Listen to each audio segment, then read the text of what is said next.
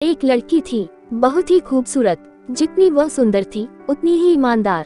न किसी से झूठ बोलना, न किसी से फालतू की बातें करना, बस अपने काम से काम रखना। उसी क्लास में एक लड़का था। वह मन ही मन उससे बहुत प्यार करता था। लड़का अक्सर उसके छोटे मोटे काम कर दिया करता था। बदले में जब लड़की मुस्कुरा कर थैंक यू कहती थी तो लड़के की खुशी की सीमा नहीं रहती थी। एक बार की बात है, दोनों लोग साथ साथ घर जा रहे थे। तभी जोरदार बारिश होने लगी। दोनों को एक पेड़ के नीचे रुकना पड़ा। पेड़ बहुत छोटा था। बारिश की बूंदें छन छन कर उससे नीचे आ रही थी। ऐसे में बारिश से बचने के लिए दोनों एक दूसरे के बेहद करीब आ गए। लड़की को इतने करीब पाकर लड़का अपने जज्बातों पर काबू न रख सका। उसके लड़की को प्रपोज कर दिया। लड़की भी मन ही मन उसको चाहती थी, इसलिए वह भी राजी हो गई और इस तरह दोनों का प्यार परवान चढ़ने लगा। एक बार की बात है, लड़की उसी पेड़ ने नीचे लड़के का इंतजार कर रही थी। लड़का बहुत देर से आया। उसे देखकर लड़की नाराजगी से बोली, तुम इतनी देर से क्यों आए?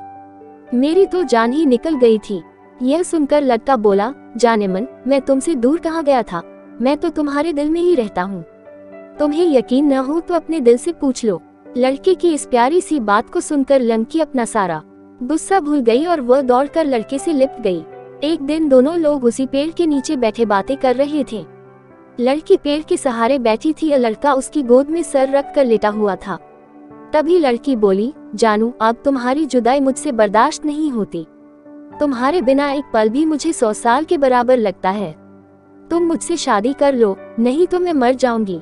लड़के ने झट से लड़की के मुंह पर अपना हाथ रख दिया और बोला, मेरी जान, ऐसी बात मत किया करो।